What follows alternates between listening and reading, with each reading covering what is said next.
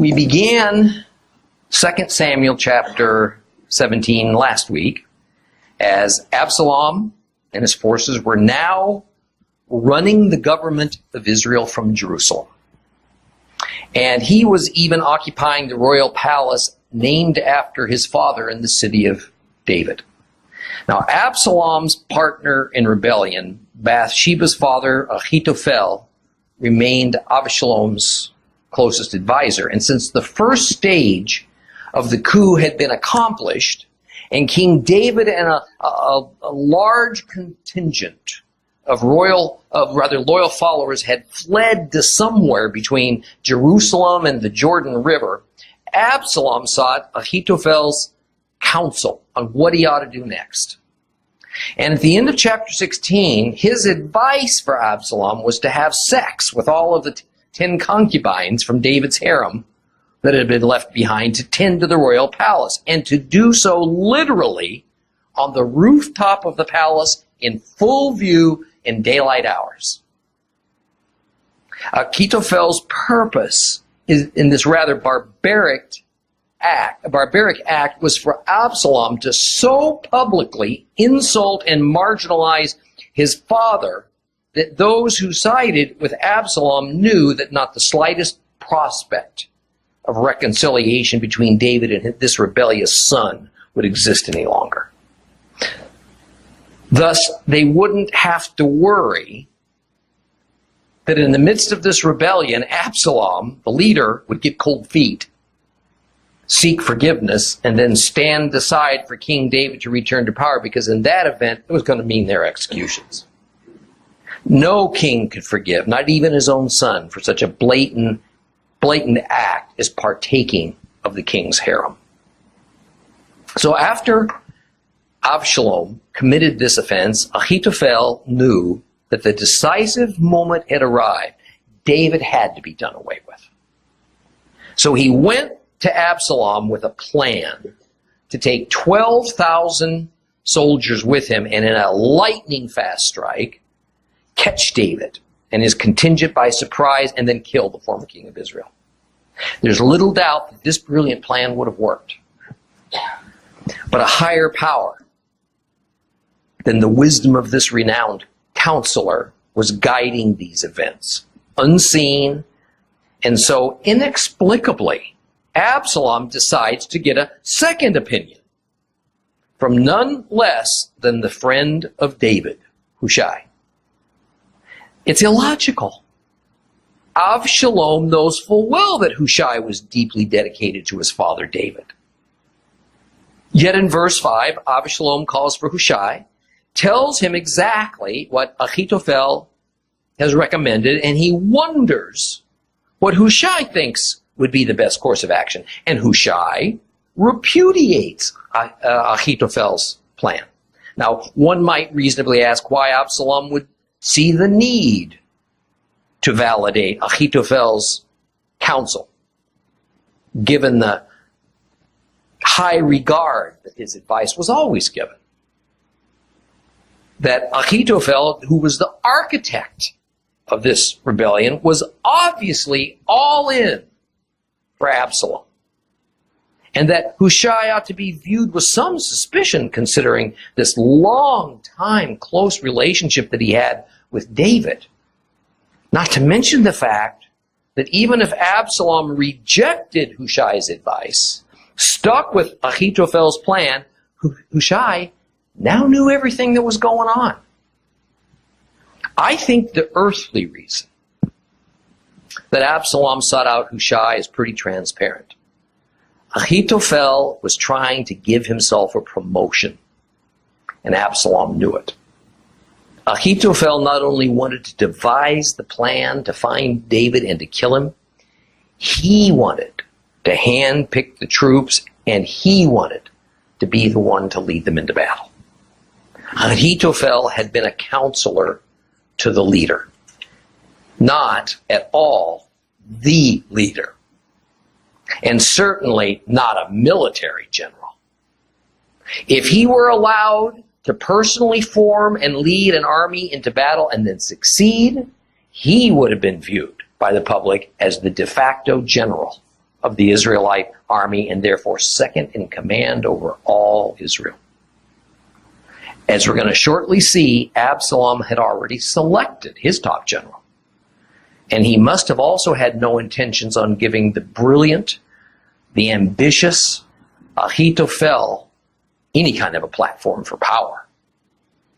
So Absalom wanted to hear from Hushai, and Hushai gave him a different plan, one that minimized Achitophel's participation. Instead, it put Absalom front and center.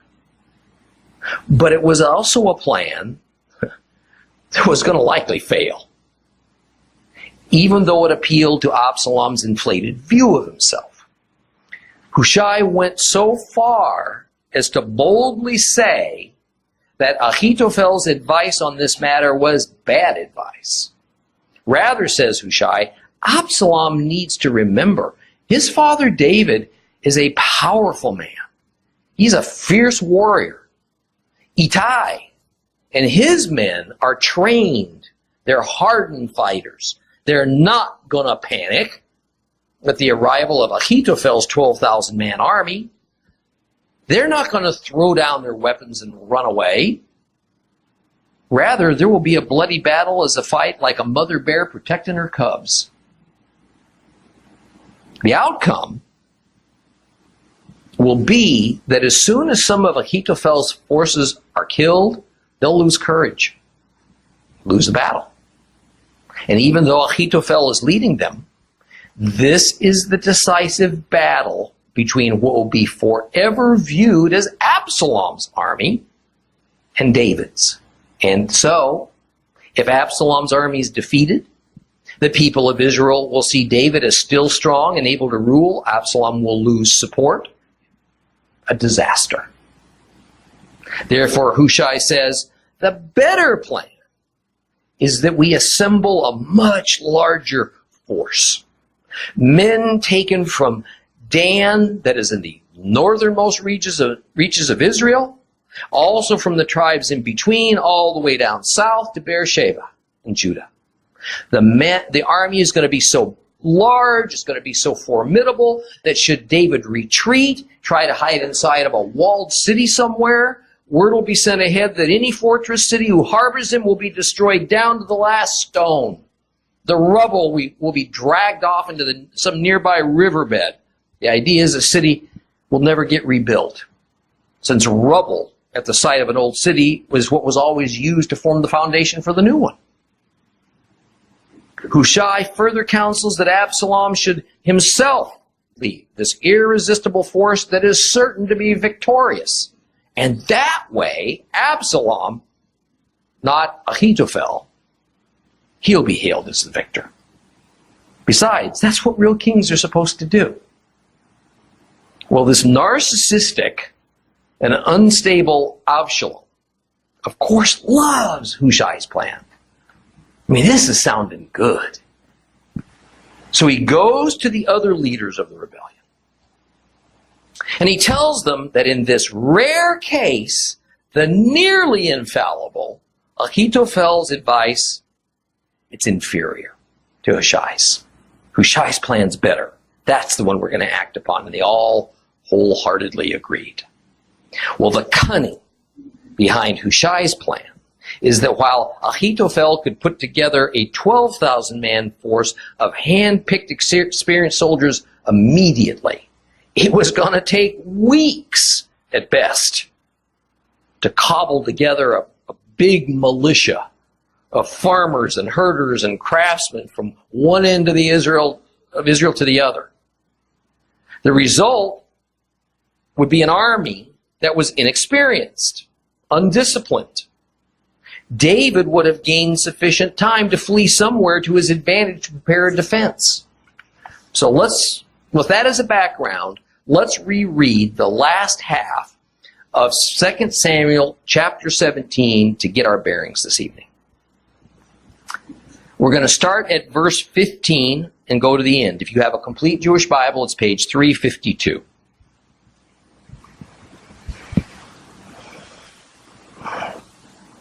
Second Samuel 17, starting at verse 15. Then Hushai said to Zadok and Eviatar the Kohanim, Achitofel gave such and such advice to Absalom and the leaders of Israel, but I advised so and so. Now therefore send quickly and tell David, don't stay tonight in the desert plains. Whatever it takes, move on from there. Otherwise the king and the people with him will be engulfed. Jonathan and Achimaatz were staying at Ein Rogel. A female servant was to go and tell them, and they were in turn to go to tell King David, for it would not do to have them seen entering the city. But a boy saw them, and he told Absalom. So both of them took off quickly, came to the house of a man in Bathsheba, who had a cistern in his courtyard, and they went down into it. His wife spread a covering over the cistern's opening and scattered drying grain on it, so that nothing showed. Absalom's servants came to the woman at the house and said, where are Achimaatz and Jonathan? And the woman answered them, oh, they've crossed the stream. Well, after searching and not finding them, they returned to Yerushalayim. And after they had left, the two climbed out of the cistern and went and told King David, get up, cross the river, because Achitofel has given such and such advice against you. David and all the people with him got up and crossed the Yarden. By dawn, every one of them had crossed the Jordan. And when Achitofel saw that his advice was not being followed, he saddled his donkey and set out and went home to his own city. After setting his house in order, he hanged himself. He died and he was buried in his father's tomb. David had reached Mahanaim by the time Absalom and all the men of Israel had crossed the Yarden. Absalom put Amasa in charge of the army in place of Yoav. Amasa was the son of a man whose name was Yitra the Israeli, who had had sexual relations with Abigail, the daughter of Nachash, Zeruiah's sister and Yoav's mother. Israel and Absalom pitched camp in the land of Gilead. After David had arrived in Mahanaim, Shovi, the son of Nachash, from Rabbah of the people of Ammon, Machir, the son of Amiel, from Lodabar, and Barzillai the Giladi from Roglim, brought beds and basins and clay pots, wheat, barley, flour, roasted grain, beans, lentils, roasted millet, honey, curdled milk, sheep and cheese made from cow's milk for David and the people with him to eat, because they said these people are hungry, tired, and thirsty from the desert. Well, as further proof that it is Yehovah who is invisibly directing these events, the two high priests of Israel, Zadok and Ephyatar, who David ordered to remain in Yerushalayim to serve the people, to act as informers for him, they are utilized to help confound Absalom's intentions. Hushai tells them to quickly get word to King David, to move from wherever he's camped. He informs the high priests not only of the plan that he had planted it in Absalom's mind, but he also tells of Achitophel's plan. After all, there's no way to know what Absalom might actually choose to do. The high priests employed the services of a woman servant to go and tell their sons, Jonathan and Achimaatz, who were staying just outside of the city walls, on the edge of the Mount of Olives, at a place called Ein Rogel, to find David, to warn him what's going to happen. Well, they left immediately, but they noticed they'd been discovered by a boy who'd been instructed by Absalom to watch for just such a thing. So they sought the help of a woman who lived in Bathsheba. She had a water cistern on her property, apparently empty at the time. So she hid the two men in it as Absalom's men quickly fanned out to try to find them. Well, she cleverly spread out a heavy cloth covering over the cistern, and on top of it she spread grain as if it was drying, in order to disguise the opening. Now, knowing that Jonathan and Achimaatz had headed off in that direction, the soldiers questioned the woman as to their whereabouts, and she lied. She told them that they had gone over the water, not over the river. Absalom's men look around. They don't find them, so they leave. This kind of reminds us a little bit of Rahab. at Jericho, when she hid Joshua's advanced scouts. Then she lied to Jericho's government authorities about it. Now, I'm often asked about matters like this in the Bible because we have well-known stories whereby friends of God tell out and out lies to protect God's people, and it typically is held up in the scriptures as being a good deed. Yet, we all know that one of the 10 Commandments prohibits lying. So does telling a lie for what seems like a good cause mean that the lie becomes as truth, and thus there's no sin in it? So we are relieved of any spiritual consequences. I think this is a conundrum that all believers face on a rather regular basis. So I want to spend just a few minutes to deal with it this evening. The rabbis have a wonderful, I think, very appropriate device for dealing with this challenge called kal vomer. And it means more or less light and heavy. And the mental picture we need to get to understand what kind of a device it is of a balanced scales that reacts to a heavier weight in one of its trays as compared to the other. Now, I've spoken on this before in our study of the Torah, and I remind you that the principle is that not all sin is equal. Unlike the more typical Christian doctrine that often teaches that a sin is a sin is a sin, pilfering a candy bar is no different in God's eyes than armed robbery, because all sin's the same. That doctrine is neither the Hebrew nor the biblical viewpoint. The Torah explicitly teaches that there are lesser and there are greater sins. There are even unforgivable sins called high-handed that in the New Testament are labeled as the sins of blaspheming the Holy Spirit. The Levitical sacrificial system deals with this by prescribing certain sacrificial offerings, some of lesser, some of greater cost, depending on the seriousness of the offense. And for the most serious offenses, no atonement is available. So no sacrifice will suffice. Further, there are things that God has created that are more and less important in God's hierarchy of values. For instance, humans and animals are both valuable. They're important, but human life outweighs animal life. And near the top of God's list of valuable things is innocent life. Thus, wherever possible, innocent human life is to be preserved, even if the circumstances aren't ideal. And we're not going to be dealing this evening with the criminally guilty human life in our little detour here. The principle of kal vomer says that we will encounter circumstances whereby we must choose between sins.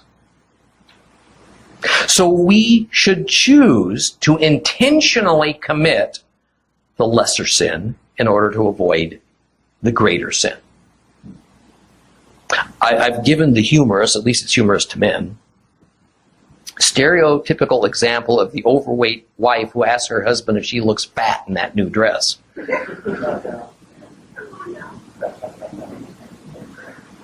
To which the answer must always be no if there's going to be family harmony. I've also given the sobering example of many good people in Germany in World War II who hid Jews from being murdered by the Nazis, all the while lying to their local government authorities that they didn't know the whereabouts of those missing Jews. In the first case, the lie was an act of chesed. It was loving kindness to save the feelings and self-esteem of a wife. In the second case, the lie was literally to preserve innocent life. But does the lie become as truth in God's eyes because it has a noble purpose? No, it doesn't. Nothing in Scriptures implies such a thing. The lie remains a lie, and therefore it remains a sin. But consider the reverse. The husband well knows, on the one hand, that his wife does look a little in that dress. And he also knows that although his wife's feelings and sense of worth would be harmed by a frank answer, he determines he has no choice but to tell the truth, or he would be guilty of the sin of lying. What if a German who knows the whereabouts of those innocent Jews in hiding because he's hiding them tells the authorities where they are just because they ask? Because as a Christian, he's been instructed that it's a sin to lie as well as a sin to disobey your human government. That's all explained to us in the New Testament. So the principle of Kol V'Omer says that if we're to take this approach, we have to choose to commit a greater sin in order to avoid committing a lesser sin. And the greater sin is that we would be more concerned with the consequences of our own trespasses against God's commandments than in upholding the most foundational tenet of all true biblical religion, which is to love our neighbor as ourselves and to put their well-being above our own. On God's balanced scales, saving innocent life carries more weight than strict adherence to the Torah prohibition against lying to our fellow man. Loving our wives and showing them chesed carries more weight than strict adherence to the Torah prohibition against lying. The woman in Bahrain who hid the priest's sons who were in the process of warning David in order to save God's anointed one from death at the hands of his evil son Absalom told a lie, and she defied her government authorities. But in the so doing, she preserved innocent life. And she chose to stand with God's anointed above a humanly contrived government. She only had two choices: tell the soldiers the truth or lie to them. She did the right thing for the right reasons, even though in doing so she knowingly committed the lesser sin to avoid the greater. See, this is the condition that we as mankind find ourselves in, whether you're a believer or you're not a believer. And it's going to be so until Messiah returns, until he rids the world of evil, and until mankind is no longer faced with these kinds of sad choices. And thank God, this Messiah, Yeshua, he has paid the price for both our lesser and our greater sins until he comes back. And we have a God who is not mechanically legalistic. He is merciful. He looks at the spirit underlying all of his commandments. He looks at the heart of his worshipers who follow him in obedience. Well, sometime after the soldiers left and the coast was clear, the woman helped Jonathan and Ahimaaz out of the cistern, and they went and they found David. They gave him the message. And notice that verse 21 makes it clear that the part of the message that David must immediately act upon is what Achitofel said to Absalom.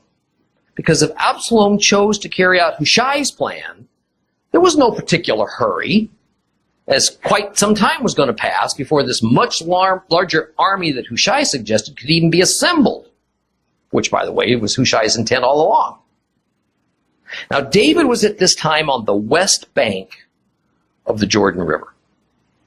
But now he will take his followers and he will cross over to the Transjordan, the east side. Taking no chances, the entire group made their move in the nighttime. Well, back in Yerushalayim, it became clear to Achitofel that Absalom was not going to follow his advice and pursue David, and he instinctively knew that the entire revolution was now going to collapse in failure. As Bathsheba's grandfather, Achitofel was a very bitter, vindictive man. He had dedicated the remainder of his days to ruining David for defiling his lovely granddaughter, and so bringing great dishonor and shame upon his entire family. Failed revolutions don't generally end well for those who lead them. Achitofel, as do many people in all eras, decided that he was not going to give King David the satisfaction of determining the time and means of his end, so he took control.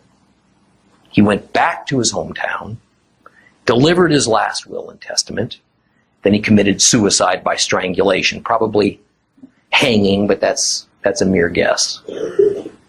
Now, verse 24 tells us, without any explanation, that David chose to use Mahanaim as his temporary capital and his headquarters. Now, it's a bit surprising that David would choose this place.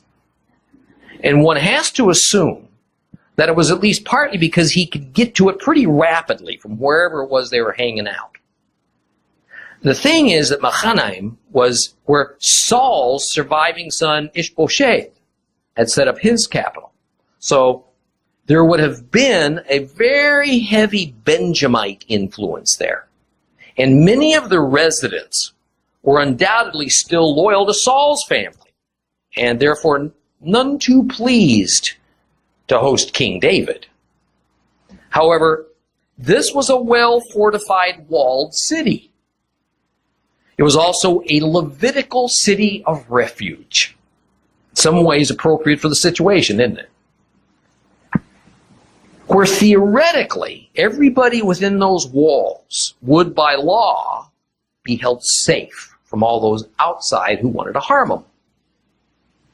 Did David actually think that perhaps his son Absalom would obey the Torah law and allow David and his followers to remain there and to not attack the city because it had a special religious status? Maybe. Mahanaim had always been a special place for Israel because it was there that Yaakov, upon returning from Mesopotamia to Canaan, had another encounter with angels just before he had his reunion with Esau. You remember that story?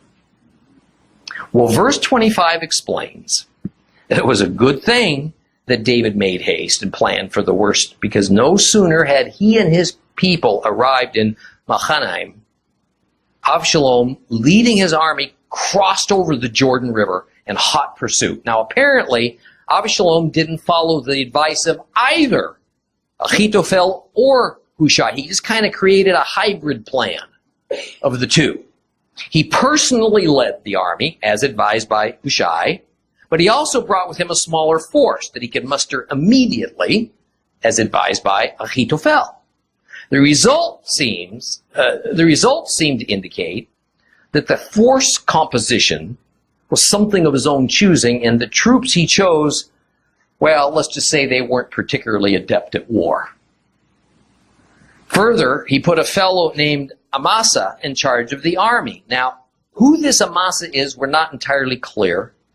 Here it says that he is the son of a man named Yitra the Israelite. But in 1 Chronicles 2, it says he is the son of Yeter the Ishmaelite. Big difference. While there is not full agreement on this matter, most Hebrew scholars say that his father was an Ishmaelite, an Arab. But his mother was Abigail, who was a Hebrew. Very likely this was an illegitimate relationship. And so legally, Amasa was an illegitimate cousin of Joab's. Well, anyway, this might explain why it is logical that it says Joab, the head of David's army, cast his loyalty to David. His cousin Amasa would do the opposite and cast his loyalty to David's enemy. There would be a natural animosity and rivalry between these cousins, especially as it pertained to power and position. Well, we're told that Israel and Absalom pitched camp in the land of Gilead. Now, Israel in this instance is a very general term that meant Absalom's army that had recruits from all the various 12 tribes. It says they camped in Gilead. Now, likely this is referring to an area around the city of Jabesh-Gilead, north of David's stronghold of Mahanaim.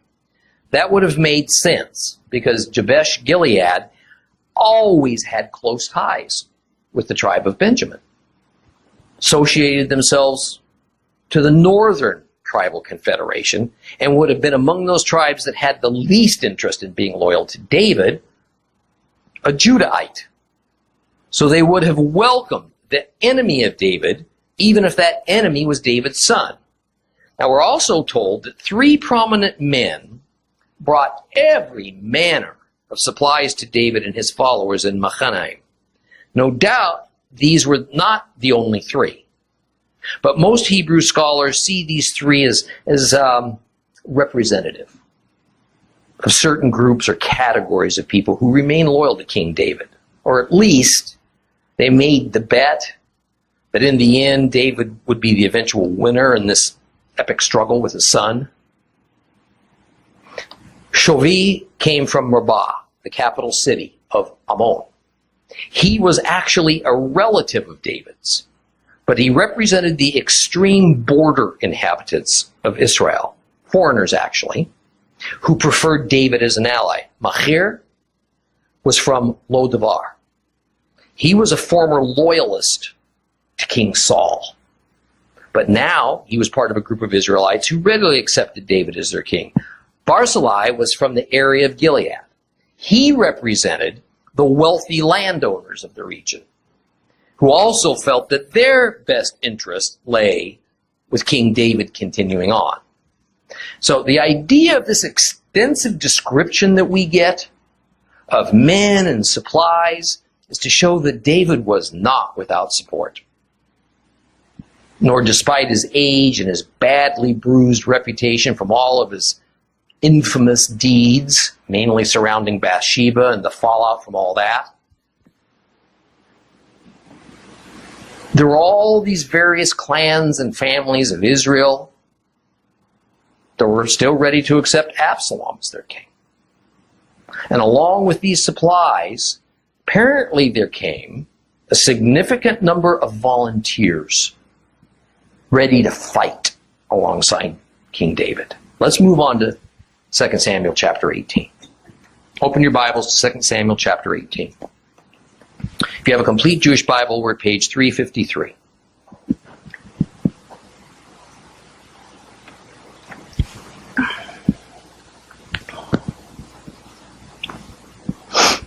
David took a census of the people who were with him and appointed over them commanders of thousands and of hundreds. Then David dispatched the people, a third of them under the command of Joab, a third under Abishai, the son of Zeruiah, Joab's brother, and a third under Ittai the Gittite. And the king said to the people, I will also go out with you myself. But the people replied, don't go out, because if we flee, they won't care about us. Even if half of us die, they won't care about us. But you are worth 10,000 of us. So it is better now that you stay in the city and be ready if we need help. The king answered them, I'll do whatever you think best. So the king stood at the side of the gate, while all the people went out by the hundreds and by the thousands. The king gave orders to Joab, Abishai, and Ittai, "For my sake, deal gently with young Absalom." All the people were listening when the king gave all the commanders this order concerning Absalom. So the people went out into the field against Israel. The battle took place in the forest of Ephraim. The people of Israel were defeated there by David's servants. There was a terrible slaughter that day of 20,000 men. For the battle there was spread all over the countryside. The forest devoured more people that day than did the sword. Absalom happened to meet some of David's servants. Absalom was riding his mule, and as the mule walked under the thick branches of a big terebinth tree, his head got caught in the terebinth, so that he was left hanging between the earth and the sky as the mule went on from underneath him. Someone saw it and went and told Joab, "I saw Absalom hanging in a terebinth." And Joab asked the man who told him, "Here now, you saw it. Why didn't you strike him to the ground then and there? I would have had to give you 10 pieces of silver and a belt besides." And the man replied to Joab, "Even if I were to get 1,000 pieces of silver, I still wouldn't raise my hand against the son of a king. After all, while we were listening, the king ordered you, Abishai and Ittai, be careful no one touches young Absalom. Or if I had pretended that I didn't know, the king would have known otherwise anyway, and you wouldn't have interceded for me either." And Joab said, "I can't waste time arguing with you." He took 3 darts in his hand and rammed them through Absalom's heart while he was still alive, hanging from that terebinth. Then Joab's 10 young armor-bearers surrounded Absalom, struck him, and killed him. Joab sounded the shofar, and the people returned from pursuing Israel, because Joab held back the troops. They took Absalom and threw him into a big pit in the forest and piled a big heap of stones over him. All Israel fled, each one to his tent. In his own lifetime, Absalom had taken and raised for himself the pillar, which stands in the king's valley, because he said, "I don't have a son to preserve the memory of my name." So he named the pillar after himself, and it's called Absalom's monument to this day. Then Ahimaaz, the son of Zadok, he said, "Let me run now and bring news to the king that Adonai has judged in his favor by releasing him from his enemies." And Joab said to him, "You are not to be the one to bring the news today. You can convey news another day, but today you will not bring news because the king's son is dead." Then Joab said to the Ethiopian, "Go tell the king what you saw." The Ethiopian bowed to Joab, and then he ran off. But Ahimaaz, the son of Zadok, said again to Joab, Come what may, please let me also run after the Ethiopian." And Joab answered, "Why do you want to run, my son? You won't receive any reward for bringing the news." "I don't care. Whatever happens, I want to run." So he said to him, "Run." Then Ahimaaz ran by the road through the desert flats, and he outran the Ethiopian. David was sitting between the 2 gates. A watchman went up to the roof of the gate and out into the wall, and he raised his eyes and he looked. He saw there a man running by himself. The watchman cried out and he told the king, and the king said, "If he's alone, he has good news to tell." And as he ran along and he came close, the watchman saw another man running, and he called to the gatekeeper, "There's another man running by himself." The king said, "Oh, he too then must have good news." The watchman said, "The first one runs like Ahimaaz, the son of Zadok." The king said, "He's a good man. He'll come with good news." Ahimaaz called to the king, "Shalom!" Then he prostrated himself before the king with his face to the ground, and he said, "Blessed be Adonai your God, who's handed over the men who rebelled against my lord the king." The king asked, "Is everything all right with young Absalom?" Ahimaaz answered, "When Joab sent the king's servant and me, your servant, I saw a big commotion. I didn't know what it was." The king said, "Go, stand over there." So he went and stood there. Then up came the Ethiopian, and the Ethiopian said, "There's good news for my lord the king, for Adonai has judged in your favor and rid you of all those who rebelled against you."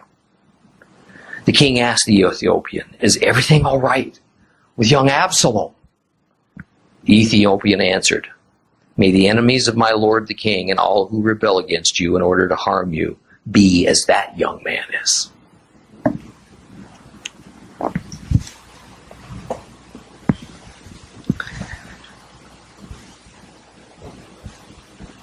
We need to pause, take a broad view at this point. What began as a war of rebellion has just turned into a civil war. See, this was the fear that the now deceased Achitofel tried to impart to Absalom. It was one thing for a usurper to gain the backing of the right people, to convince the general population to either help him or to just sit it out, get out of the way, in his effort to gain the throne. This was a purely political battle. It was fought between two politicians. But it's quite another thing when a country divides itself into two factions. One side backing one king, the other side backing the other king, and they were willing to fight to see their man and their faction win, because for them this was more now of a cause than it was about self-serving political ambitions between two men.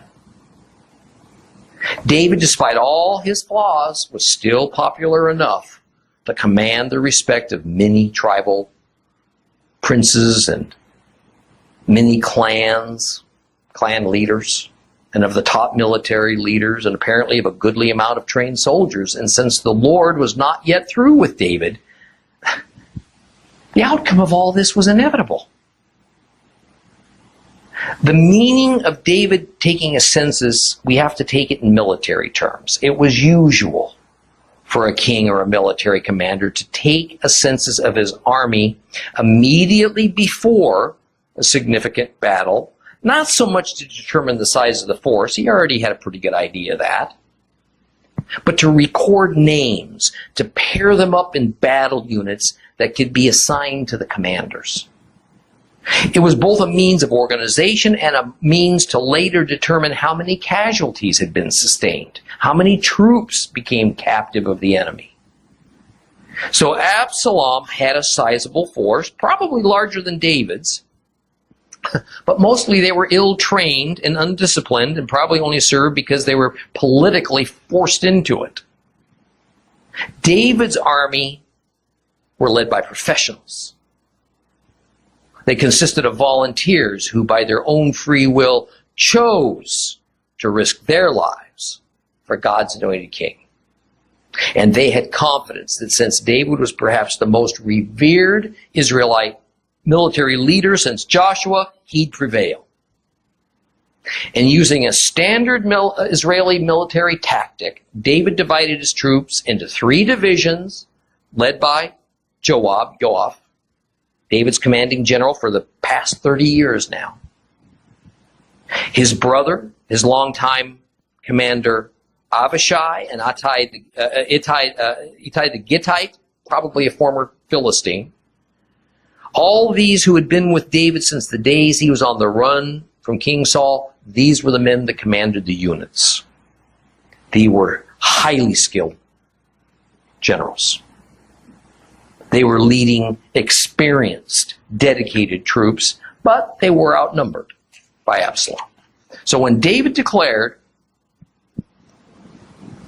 he planned to personally lead him into battle, he was firmly rebuffed by the army. By now he was an old man, years removed from the battlefield. He was living on a reputation. The reality is that he had been a passive, sedentary monarch for at least 20 years. Just as David knew his dear elderly friend and counselor Hushai, who would have valiantly followed David out into the wilderness, but he would also have been mostly a burden, so David refused to allow him to come.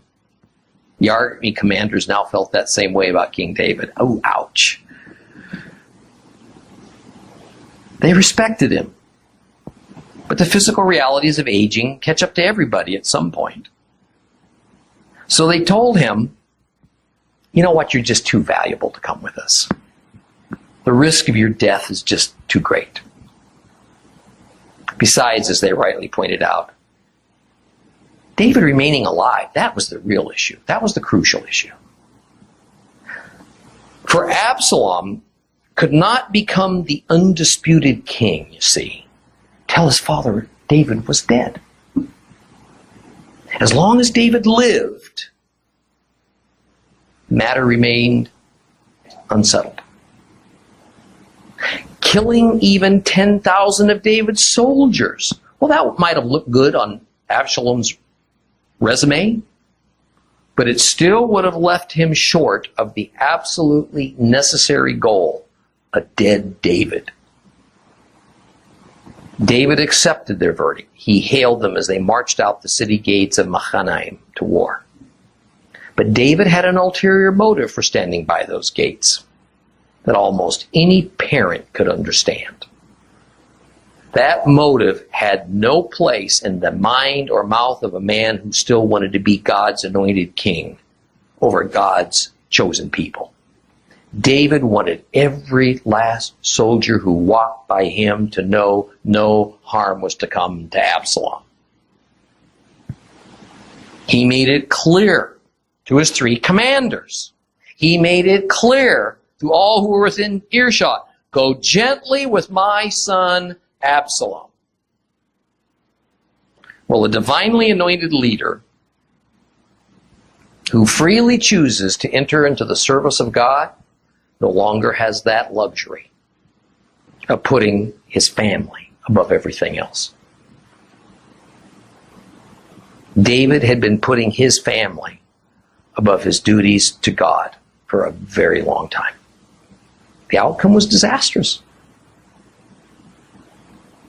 It's long been a Christian saying, God comes first, then second my family.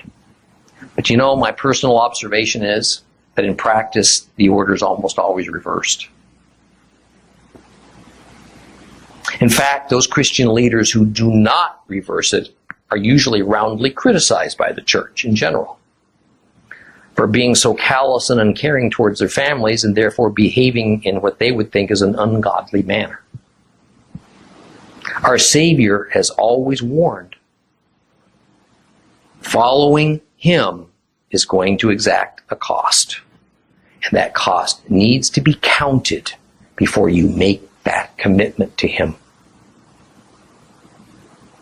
That cost doesn't just come upon the one who chooses him. It spills over on your family. Don't ever think it doesn't. Luke 14, 26 through 33 says this. If anyone comes to me and does not hate his father and his mother and his wife and his children and his brothers and his sisters, yes, even his own life besides it, he can't be my disciple. Whoever doesn't carry his own execution stake and come after me, he can't be my disciple. Suppose one of you wants to build a tower. Don't you sit down and estimate the cost to see if you have enough capital to complete it? If you don't, then when you've laid the foundation but you can't finish it, all the onlookers start making fun of you. And they say, this is the man who began to build, but he couldn't finish. Or again, suppose one king is going out to wage a war with another king. Doesn't the first one sit down and consider whether he, with his 10,000 troops, has enough strength to meet the other one who's coming against him with 20,000 troops? If he hasn't, then while the other one is still far away, he needs to send a delegation to inquire about terms for peace. So every one of you who doesn't renounce all that he has, you cannot be my disciple. Also in the book of Luke, our Messiah said this. In Luke 9, 57 through 62. As they were traveling on the road, a man said to him, I'll follow you wherever you go. Yeshua answered him, well, foxes have holes. The birds flying about, they have nests. But the Son of Man has no home of his own. To another he said, follow me. But that man replied to him, sir, first let me go away and bury my father. And Yeshua said, let the dead bury their own dead. You go and proclaim the kingdom of God. But another one said, I'll follow you, sir. But first let me say goodbye to all the people at home. And to him Yeshua said, no one who puts his hand to the plow and keeps looking back is even fit to serve the kingdom of God. We'll continue with this story next week. Please rise.